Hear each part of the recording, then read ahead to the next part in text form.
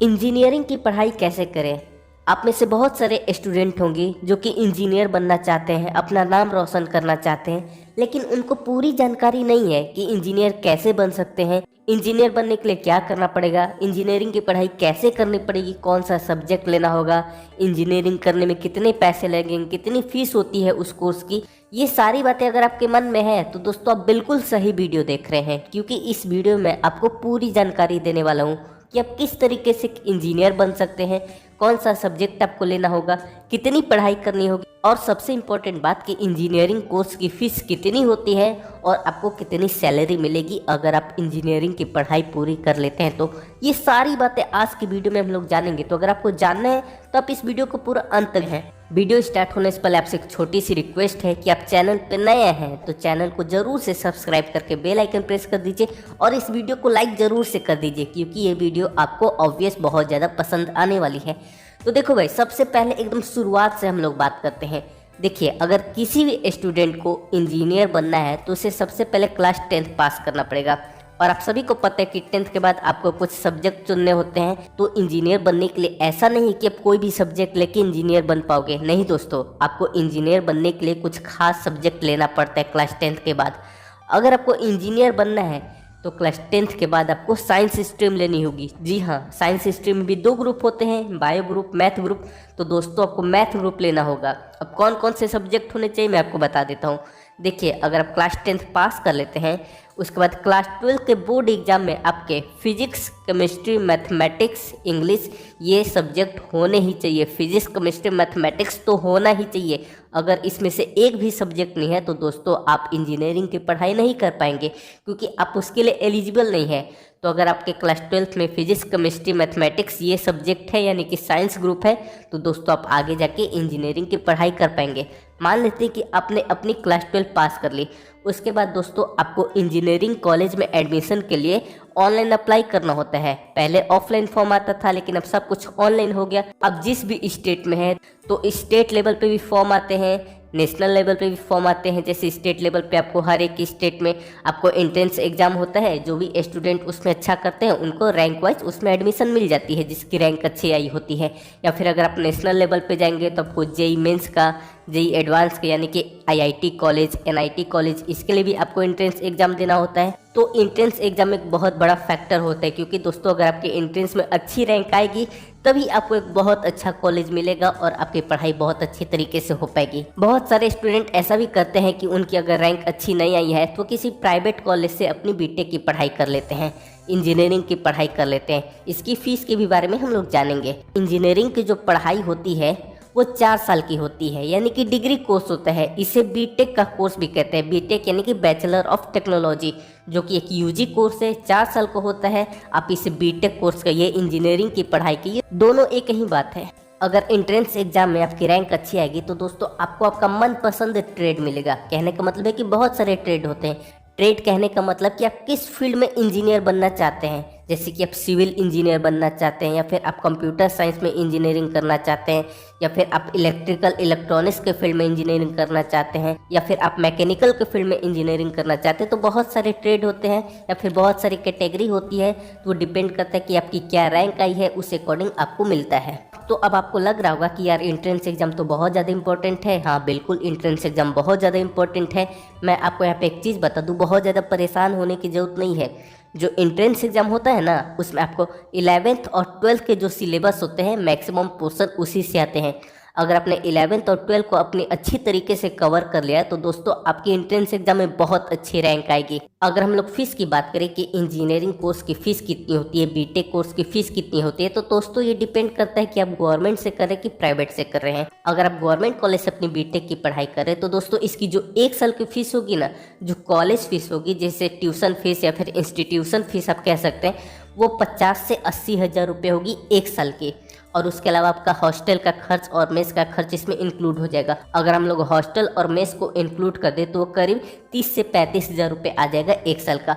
Mess और hostel का खर्च पूरी तरीके से डिपेंड करता है कॉलेज के ऊपर। इतनी ज़्यादा फीस सुन के आप बिल्कुल भी परेशान मत हुई, क्योंकि दोस्तों आपको स्कॉलरशिप मिल जाएगी। अगर आपके पास सारे डॉक्यूमेंट्स हैं तो दोस्तों आपको स्कॉलरशिप मिल जाएगी और आपको फीस की बिल्कुल भी टेंशन नहीं लेनी है। अगर आपको जानना है कि स्कॉलरशिप के लिए कौन कौन से डॉक्यूमेंट्स चाहिए होते हैं तो मैंने ऑलरेडी एक वीडियो बनाया, उसका लिंक आपको डिस्क्रिप्शन में दे दूंगा। तो हम लोग अगर चारों साल यानी कि पूरे कोर्स का कैलकुलेट करें तो मान लेते कि आपकी जो कॉलेज फीस वो एवरेज मान लेते 60,000 रुपये है, तो 4 साल में ये हो गया 2,40,000। और आपकी फ़ीस मान लेते हैं मेस फीस और जो हॉस्टल फीस है मान लेते हैं ये 30,000 है, तो इसका 4 साल में हो गया 1,20,000।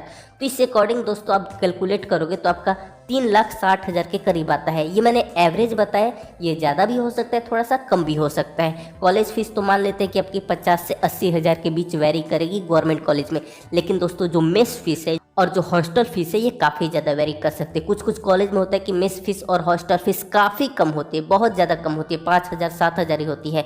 लेकिन बहुत सारे कॉलेज ऐसे हैं गवर्नमेंट में जिसमें आपकी मेस फीस और हॉस्टल फीस 30,000 35,000 या फिर इससे भी थोड़ी ज़्यादा हो सकती है। ये तो बात होगी गवर्नमेंट कॉलेज की। सिंपल सा आप कितना समझ लीजिए कि अगर आप गवर्नमेंट कॉलेज से बीटेक का कोर्स कर रहे हैं तो आपका कम से कम 3-4 लाख रुपए लग जाएगा पूरे कोर्स में। अगर हम लोग वहीं पे प्राइवेट कॉलेज की बात करें कि प्राइवेट कॉलेज में बीटेक कोर्स की फीस कितनी होती है, तो दोस्तों प्राइवेट कॉलेज में जो एवरेज कॉलेज है यानी कि ना बहुत ज़्यादा हाई फाई ना बहुत ज़्यादा गया गुजरा, अगर ठीक ठाक नॉर्मल कॉलेज की बात करें तो आपकी 1 साल की फीस मान लीजिए कि 1 से सवा लाख रुपये होगी। जी हाँ, 1 लाख रुपए आप 1 साल की फीस मान सकते हैं। और वहीं पे दोस्तों अगर हम लोग मेस फीस और हॉस्टल फीस की बात करें तो इसमें भी आप मान सकते हैं कि 30 से 40,000 रुपये 1 साल का लग जाएगा। तो अगर हम लोग टोटल को कैलकुलेट करें तो इसमें आपका 4 से 6 लाख रुपये लग सकता है प्राइवेट कॉलेज से करने में। दोस्तों मैं यहाँ पे एक चीज़ कहना चाहूँगा कि प्राइवेट कॉलेज में बहुत ज़्यादा वेरिएशन होती है, किसी की फ़ीस बहुत ज़्यादा होती है तो किसी की फ़ीस थोड़ी कम होती है। बहुत सारे ऐसे कॉलेज हैं जिसमें 1 साल की फ़ीस आपकी 50,000 ही है, लेकिन बहुत सारे ऐसे कॉलेज भी है प्राइवेट में जिसकी 1 साल की फ़ीस 3 लाख रुपये भी है। तो प्राइवेट कॉलेज में बहुत ज़्यादा वेरिएशन होता है, लेकिन मैंने आपको एवरेज बताया कि 1 लाख से सवा लाख आप 1 साल का मान सकते हैं। तो वही बात है, अगर आप गवर्नमेंट से करते हैं तो आपका 3 से 4 लाख रुपए पूरे कोर्स में लग जाता है। अगर आप प्राइवेट से करते हैं तो 4 से 6 लाख नॉर्मल प्राइवेट कॉलेज के लिए लगता है, इससे ज़्यादा भी लग सकता है। तो ये तो बात हो गई फीस की कि कितनी फ़ीस लगती है। मुझे उम्मीद है कि अब आपको आइडिया लग गया होगा। अब हम लोग बात कर लेते हैं सैलरी के बारे में कि मान लेते कि भाई आप इतना पैसा लगा के पढ़ाई करोगे तो उसके बाद जब जॉब लगेगी तो सैलरी कितनी मिलेगी। उससे पहले दोस्तों आपसे एक रिक्वेस्ट करना चाहूँगा कि आपने अभी तक वीडियो को लाइक नहीं किया था तो वीडियो को लाइक कर दीजिए, चैनल को ज़रूर से सब्सक्राइब करके बेल आइकन प्रेस कर दीजिए। तो देखो गाइस, जब आप 4 साल का कोर्स कंप्लीट कर लोगे तो बहुत सारे कॉलेज में प्लेसमेंट होती है। प्लेसमेंट कहने का मतलब कि बाहर से कंपनी जाती है आपके कॉलेज में और इंटरव्यू लेती है। उसके बाद जो बच्चे इंटरव्यू में अच्छा करते हैं उनको लेके चली जाती है कहने का मतलब कि उनका प्लेसमेंट हो जाता है। जब भी आपकी कोर्स कंप्लीट हो जाएगी उसके बाद डायरेक्ट आप उस कंपनी में जॉब करने जा सकते हो। लेकिन बहुत सारे ऐसे कॉलेज भी हैं जहाँ पे प्लेसमेंट वगैरह नहीं होता, लेकिन आपको बिल्कुल भी परेशान होने की जरूरत नहीं है। देखिए, सबसे इम्पोर्टेंट बात है कि अगर आपके पास नॉलेज है, अगर आपने अच्छी तरीके से पढ़ाई की है, अगर आपको आता है कुछ, तो दोस्तों आपको जॉब 100% मिल जाएगी। हो सकता है कि थोड़ी प्रॉब्लम हो अच्छे कॉलेज से ना पढ़े होने के कारण, लेकिन दोस्तों एक बार अगर आपकी जॉब लग गई तो आप अपने नॉलेज के बेसिस पे, आप अपने स्किल्स के बेसिस पे बहुत अच्छा कर सकते हो और बहुत आप तेज़ी से आगे बढ़ सकते हो। अगर आपके पास नॉलेज है, आप मेहनत करने को तैयार हो, तो दोस्तों आप कुछ टाइम बाद फॉरेन में भी जाके जॉब कर सकते हो। तो अगर हम लोग सैलरी की बात करें, देखो यहाँ पे मैं नॉर्मल कॉलेज की बात कर रहा हूँ, मैं आईआईटी और एनआईटी कॉलेज की बात नहीं कर रहा हूँ, मैं ऐसे नॉर्मल कॉलेज की बात कर रहा हूँ कि आप नॉर्मल कॉलेज से अगर आप बीटेक करते हैं तो आपको कितनी सैलरी मिलेगी। तो देखो गाइस, बीटेक अगर आप करते हो और अगर आपने अच्छी तरीके से पढ़ाई की है तो स्टार्टिंग में आपको 18 से 25,000 रुपये की सैलरी मिल सकती है। जी हाँ दोस्तों, मैं ये एवरेज बता रहा हूँ, किसी का थोड़ा सा ज़्यादा हो सकता है, किसी का थोड़ा सा कम हो सकता है, लेकिन एवरेज आप 18 से 25,000 रुपये पर मंथ की सैलरी पा सकते हो स्टार्टिंग में, एकदम स्टार्टिंग में। उसके बाद अगर आप 6 महीने जॉब कर लेते हो, साल भर जॉब कर लेते हो, तो दोस्तों आपकी सैलरी बहुत तेज़ी से इंक्रीज हो सकती है। तो कहने का मतलब है कि स्टार्टिंग में सैलरी थोड़ी सी कम होती है, लेकिन उसके बाद अगर आप 6 महीने साल भर काम कर लेते हैं, जितने आपको अच्छी एक्सपीरियंस होती है दोस्तों, आपकी सैलरी बहुत अच्छी होती है। यहाँ पे बहुत सारे ऐसे भी स्टूडेंट हैं जिन्होंने नॉर्मल कॉलेज से, मतलब कि एवरेज कॉलेज से बीटेक की पढ़ाई की, लेकिन आज वो 1 लाख महीना कमा रहे हैं। तो डिपेंड करता है कि आपने किस तरीके से पढ़ाई की, आपने कितना कुछ सीखा है, आप कितना मेहनत करते हैं। तो आई होप दोस्तों आपको क्लियर हो गया होगा बीटेक के बारे में कि बीटेक की पढ़ाई कैसे करें, इंजीनियरिंग की पढ़ाई कैसे करें। आप कमेंट पर ज़रूर से बताइए कि आपको ये वीडियो कैसे लगी, और अगर आप बीटेक कर रहे हैं या फिर आपके दोस्त, आपके भाई बीटेक कर रहे हैं तो फीस कमेंट में ज़रूर बताइए कि आपके यहाँ आपकी फ़ीस कितनी है, आपके भाई की फ़ीस कितनी है इंजीनियरिंग कॉलेज की, और ये भी बताइए कि आप अभी किस क्लास में हैं।